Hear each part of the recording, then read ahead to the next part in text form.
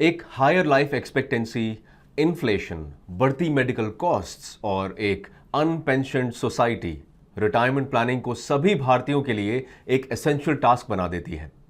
अब एक अच्छे रिटायरमेंट प्लान को कुछ नेसेसिटीज का ध्यान रखने की जरूरत होती है। इसे निश्चित रूप से इनकम का एक रेगुलर और कंटिन्यूअस स्ट्रीम ऑफर करना चाहिए। इसे मेडिकल इमरजेंसी जैसे लार्ज एक्सपेंसेस कवर करनी चाहिए और इंपॉर्टेंटली एक रिटायरमेंट प्लान को यह भी इंश्योर करना चाहिए कि पैसे पूरी तरह से खत्म ना हो जाएं। इसलिए इफेक्टिवली हम रिटायरमेंट जर्नी को दो भागों में बांट सकते हैं। पहला अक्यूमुलेशन स्टेज और दूसरा इनकम जनरेशन स्टेज। एक्यूमुलेशन भाग में employ provident fund, PPF, fixed deposits, NPS, mutual funds, LIC policies आदि जैसे प्रोडक्ट्स द्वारा इन्वेस्ट किया जाता है। दूसरा पार्ट यानी कि इनकम जनरेशन वाला पार्ट, इस वीडियो में हम उस पर फोकस करेंगे। हम 10 डिफरेंट सोर्सेज ऑफ इनकम के बारे में डिटेल्स देंगे जिसे रिटायरीज अपने पोस्ट रिटायरमेंट ईयर्स के लिए यूटिलाइज कर सकते हैं। तो आइए शुरू करते हैं।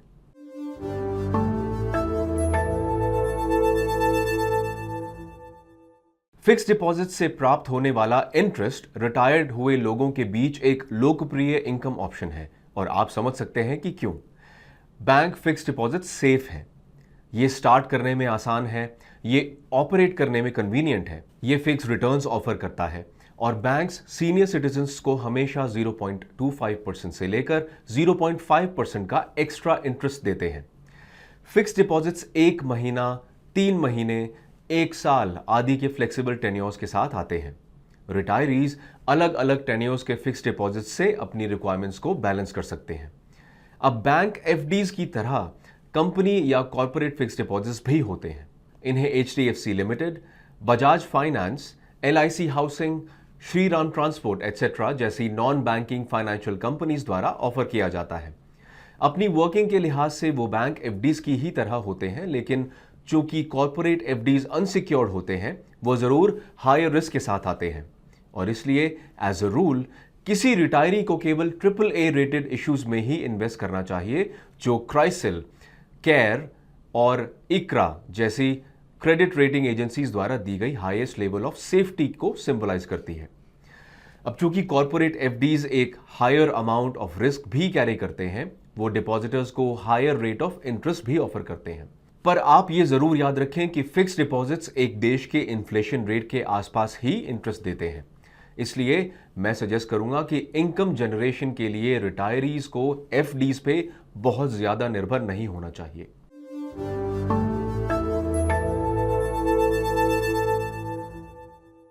सीनियर सिटीजन सेविंग स्कीम एक government backed retirement benefit program है जो विशेष रूप से रिटायरीज के लिए डिजाइन है। इस स्कीम का लाभ 60 वर्ष की उम्र का कोई भी व्यक्ति किसी पोस्ट ऑफिस या बैंक से उठा सकता है और उसमें 5 साल का टेन्योर होता है, जिसे 3 और वर्षों के लिए बढ़ाया जा सकता है। स्कीम कंडीशंस के अनुसार 15 लाख रुपए तक का इन्वेस्टमेंट किया जा सकता है और इंटरेस्ट क्वार्टरली बेस पर मिलता है। अब फिक्स डिपॉजिट्स के विपरीत जहां एक फिक्स रिटर्न ऑफर किया जाता है, इस स्कीम के तहत ऑफर किया जाने वाला इंटरेस्ट रेट मार्केट लिंक्ड होता है और 5 साल गवर्नमेंट बॉन्ड यील्ड से 100 बेसिस पॉइंट्स या 1% ऊपर होता है। चूंकि यह प्रोडक्ट का बहुत इंटरेस्टिंग पार्ट है, आइए इसे गहराई से समझते हैं। यहां यह ग्राफ है 5 साल गवर्नमेंट बॉन्ड यील्ड्स का और जैसा कि कोई इमेजिन कर सकता है, यह अप एंड डाउन जा रहा है। आमतौर पर यह 5% से 8% के रेंज के भीतर ही रहता है।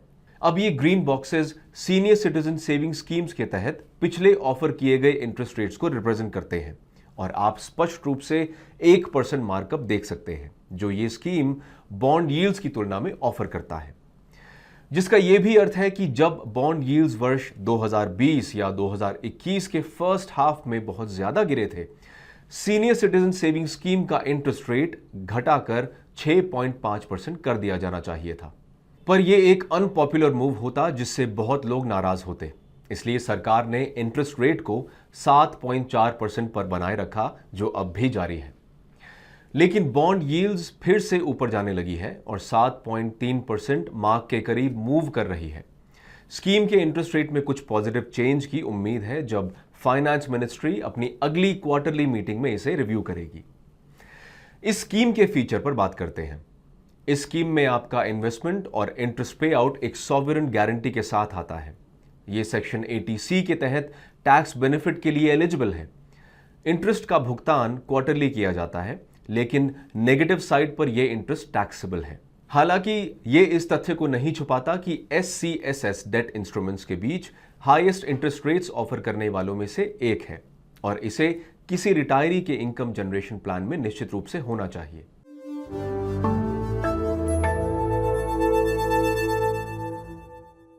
एक अन्य प्रोडक्ट जो विशेष रूप से सीनियर सिटीजन्स के लिए डिजाइन किया गया है वो है प्रधानमंत्री वय वंदना योजना। PMVVY एक वॉलंटरी पेंशन स्कीम है जो life insurance corporation of India द्वारा ऑफर किया गया है, जो 10 वर्षों के लिए एक फिक्स्ड पेंशन प्रोवाइड करता है। इस स्कीम में 60 वर्ष से ऊपर कोई भी व्यक्ति 15 लाख रुपए तक इन्वेस्ट कर सकता है, जो प्रेजेंटली 7.4% का रिटर्न प्रॉमिस करता है। ये परसेंटेज फाइनेंशियल ईयर के दौरान चेंज भी हो सकता है, लेकिन आप जैसे ही लॉक इन करते हैं आपका पेंशन 10 वर्षों की फुल पॉलिसी टर्म के लिए अग्रीड रेट पर कैलकुलेट किया जाएगा। एडिशनली, चूंकि ये एक गवर्नमेंट बैक्ड स्कीम है, इसके साथ कोई क्रेडिट रिस्क नहीं है। ये scheme monthly, quarterly, half yearly और एनुअल मोड में भी पेंशन पे आउट ऑफर करती है। इसके साथ 10 साल का लॉन्ग टेन्योर होता है और बेशक रिटर्न गारंटीड होते हैं, जो रिटायरीज के लिए PMVVY को एक सूटेबल प्रोपोजिशन बना देते हैं और ये एक ऐसी चीज है जिस पर सभी सीनियर सिटीजन्स को विचार करना चाहिए।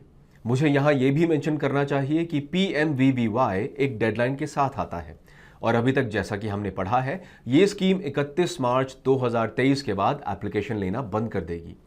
इसलिए हो सके तो आप जल्द से जल्द इसे देखना चाहेंगे और इस स्कीम के बारे में और इंफॉर्मेशन तथा इसके फाइनल डिटेल्स के लिए जरूर LIC इंडिया वेबसाइट को विजिट करें या अपने नियरेस्ट LIC एजेंट को बुलाएं।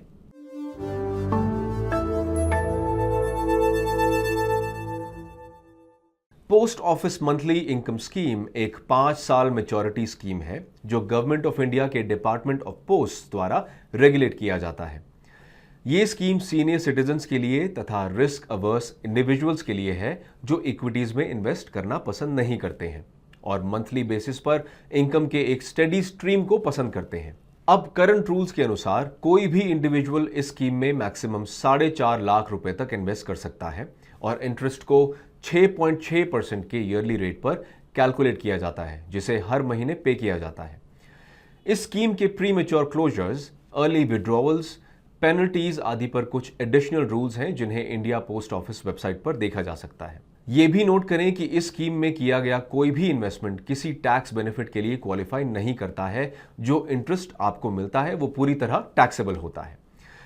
ये एक टैक्स इनएफिशिएंट स्कीम है। इसमें सिर्फ 4.5 लाख रुपए लगाया जा सकता है। इंटरेस्ट रेट भी केवल 6.6% है, जो सीनियर सिटीजन फिक्स्ड डिपॉजिट के आसपास है। इसलिए अगर हम सभी को एक साथ रखें तो टैक्स इनएफिशिएंसी, 4.5 लाख रुपए के लो इन्वेस्टमेंट कैप तथा 6.6% के रिटर्न को देखते हुए जो एक सीनियर सिटीजन फिक्स्ड डिपॉजिट के करीब है, इन सभी कारणों की वजह से मेरे विचार से post office monthly income scheme एक इनकम्प्लीट रिटायरमेंट इनकम सोल्यूशन है और इसे आपके पैकिंग ऑर्डर में काफी नीचे होना चाहिए।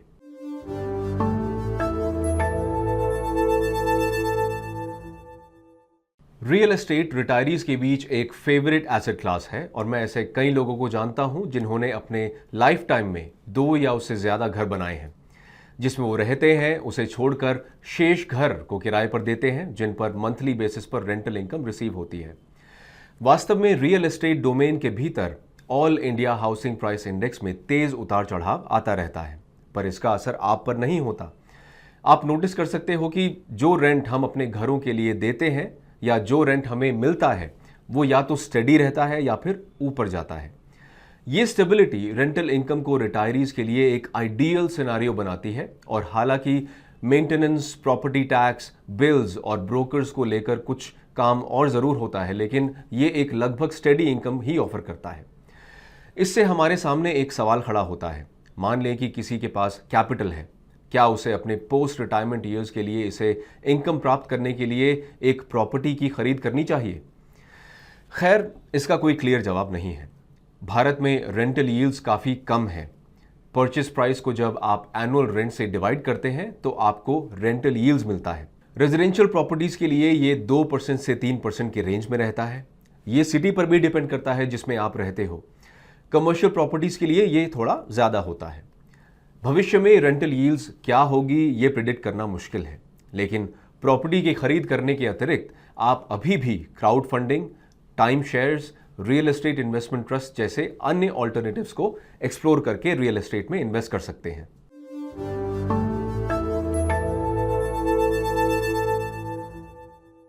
रिवर्स मॉर्गेज एक पोस्ट रिटायरमेंट फाइनेंशियल प्रोडक्ट है जो सीनियर सिटीजन्स को एक रेगुलर सोर्स ऑफ इनकम देता है।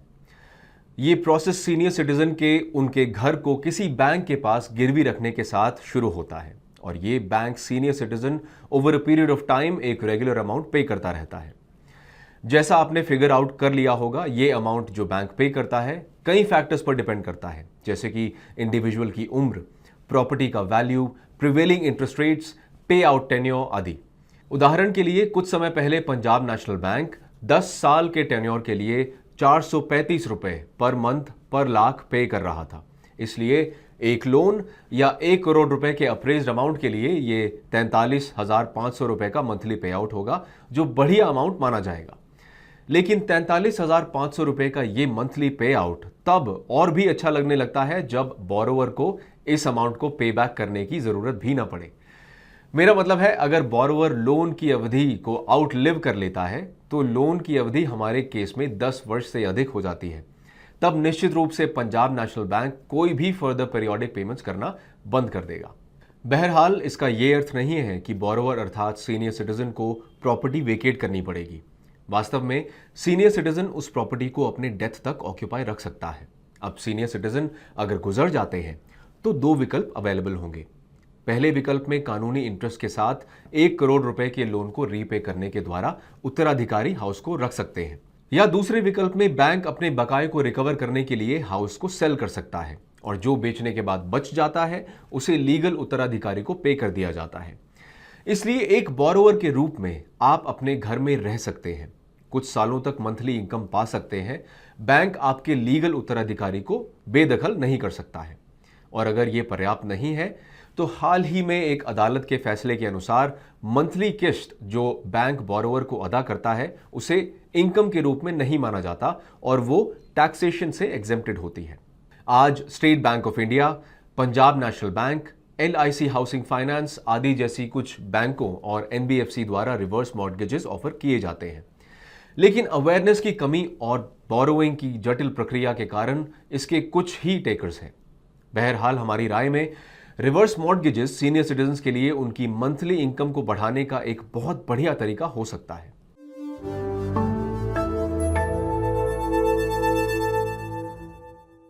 एन्युटी एक इंश्योरेंस कॉन्ट्रैक्ट होता है जिसकी डिजाइन एन्युटी बायर के लिए स्टडी रिटायरमेंट इनकम जनरेट करने के लिए बनाई जाती है।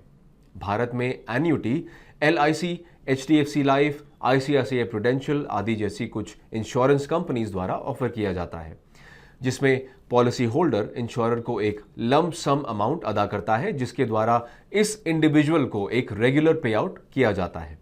उदाहरण के लिए LIC के पास जीवन शांति प्लान है और हमने विशेष रूप से डिफर्ड एन्युटी प्लान नामक एक वेरिएंट पर गौर किया। अब ये किस प्रकार काम करता है? मान लीजिए किसी ने 53 वर्ष की आयु में 10 लाख रुपए के लिए एक एन्युटी खरीदी, जिसके लिए 7 वर्षों के डेफरमेंट के बाद प्रत्येक वर्ष 1 लाख रुपए का पे आउट किया जाता है। इसका अर्थ यह हुआ कि जब एन्युटी बायर 61 वर्ष का हुआ तो 1 लाख रुपए का अमाउंट पे किया गया और इस कॉन्ट्रैक्ट की शर्तों के अनुसार उसे प्रति वर्ष 1 लाख रुपए का अमाउंट मिलता रहेगा जब तक कि उसकी मृत्यु नहीं हो जाती। और इस प्रकार यह सिंपल एन्युटी प्लान काम करता है।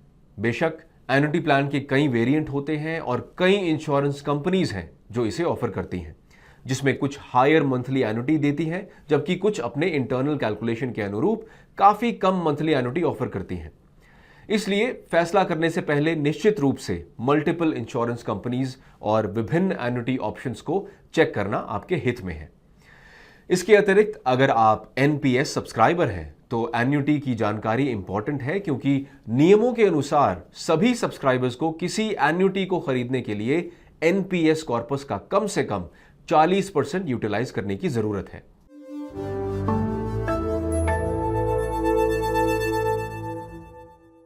कई फाइनेंशियल प्लानर्स ने गवर्नमेंट सिक्योरिटीज को एन्युटीज के ऑल्टरनेटिव के रूप में रिकमेंड किया है, जिसकी वजह है गवर्नमेंट द्वारा जारी सिक्योरिटीज बिना क्रेडिट रिस्क के सुपर सिक्योर हैं।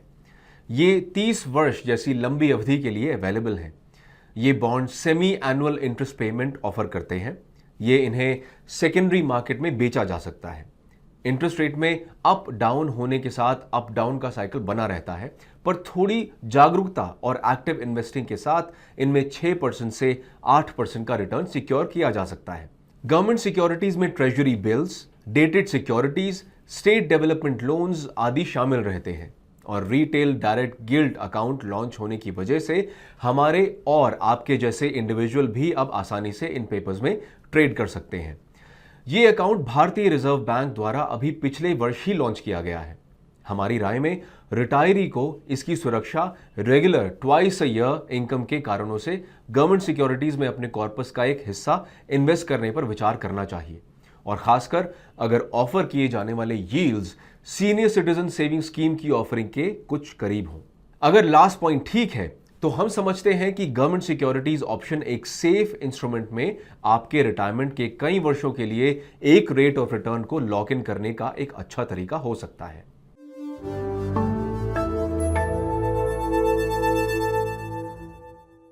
रिटायरमेंट का अर्थ यह नहीं कि आपको काम करना छोड़ देना चाहिए।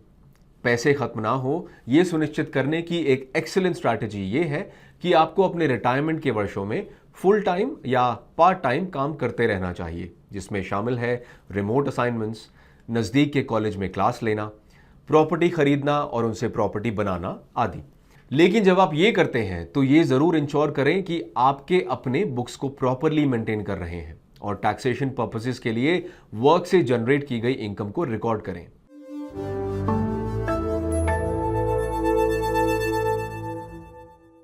हम सभी ने एसआईपीज या सिस्टमैटिक इन्वेस्टमेंट प्लान के बारे में सुन रखा है, जो प्री डिटर्मिन्ड अमाउंट के लिए और एक प्री डिटर्मिन्ड फ्रीक्वेंसी पर किसी म्यूचुअल फंड में यूनिट खरीदने की एक टेक्निक है। यह इन्वेस्टिंग का एक बहुत लोकप्रिय तरीका है और इसका ठीक उल्टा एसडब्ल्यूपी या सिस्टमैटिक विड्रॉवल प्लान है। सरलता से कहें तो एसडब्ल्यूपी एक रिडेम्पशन स्ट्रैटेजी है, जिसके द्वारा इन्वेस्टर अपने म्यूचुअल फंड इन्वेस्टमेंट कॉर्पस से रेगुलर इंटरवल पर fixed amount of money withdraw कर सकते हैं। यह रिटायरी के लिए एक कैश फ्लो जनरेट करता है और यह मेथड अमाउंट तथा फ्रीक्वेंसी में काफी फ्लेक्सिबिलिटी ऑफर करता है। इसके अलावा एसडब्ल्यूपी एक लिहाज से ज्यादा दिनों तक चलने वाली स्ट्रैटेजी है, जब तक स्कीम में बैलेंस यूनिट्स हैं। इन्वेस्टर रेगुलर इंटरवल पर विड्रॉ कर सकते हैं। एसआईपीज तथा एसडब्ल्यूपीज का ये कॉम्बिनेशन इन्वेस्टर्स के बीच अधिक से अधिक पसंद किया जा रहा है, क्योंकि म्यूचुअल फंड अन्य रिटायरमेंट ऑप्शन जनरेटिंग स्कीम्स की तुलना में लगातार काफी अधिक रिटर्न ऑफर कर रहे हैं। वास्तव में अपने रिटायरमेंट कॉर्पस एक्यूमुलेशन स्ट्रैटेजी के रूप में ईटी मनी जीनियस को जरूर एक्सप्लोर करें, जो 6 पोर्टफोलियो स्ट्रैटेजीज के चॉइस के रूप में आता है। टेस्टेड एल्गोरिदम्स जो आइडियल एसेट एलोकेशन पर फैसला करता है, डायनामिक रीबैलेंसिंग, बेहतर डाउनसाइड प्रोटेक्शन और सबसे ज्यादा लोकप्रिय है कि जीनियस वो रिटर्न ऑफर करता है जो इसके बेंचमार्क की तुलना में ज्यादा है। इसलिए अगर आपने जीनियस पर अभी तक फैसला नहीं किया है तो हिंदी और अंग्रेजी में उपलब्ध इन वीडियोस को जरूर देखें और उस लिंक को भी देखें जो इस वीडियो के डिस्क्रिप्शन में अटैच्ड है।